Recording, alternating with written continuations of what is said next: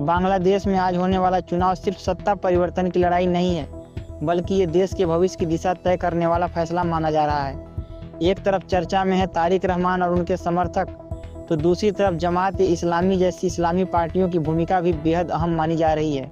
लेकिन इस बार चुनाव का सबसे बड़ा मुद्दा सिर्फ सरकार बनाना नहीं, बल्कि इजलाई चार्टर का भविष्य भी है, जिसे संविधान में बड़े बदलाव की प्रस्तावित रूपरेखा के तौर पर देखा जा रहा है। अब सवाल यह है कि ऐसे कौन से 3 फैक्टर्स हैं जो इस चुनाव का पूरा समीकरण बदल सकते हैं। पहला फैक्टर, वोटर टर्नआउट। अगर युवाओं और शहरी मतदाताओं की भागीदारी ज़्यादा रहती है तो सत्ता का पलड़ा एक तरफ झुक सकता है। कम वोटिंग हुई तो पारंपरिक वोट बैंक मजबूत साबित हो सकते हैं। दूसरा फैक्टर, इस्लामी दलों की भूमिका।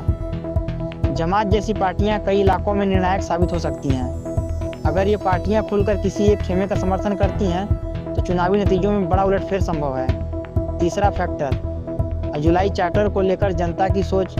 ये चार्टर देश के संविधान में बड़े बदलाव का संकेत देता है।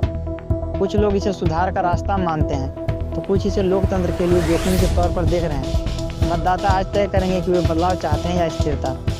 कुल मिलाकर आज का चुनाव सिर्फ सरकार चुनने की प्रक्रिया नहीं, बल्कि ये तय करेगा कि बांग्लादेश किस दिशा में आगे बढ़ेगा, सुधारों की ओर या पुराने ढांचे को बनाए रखने की ओर।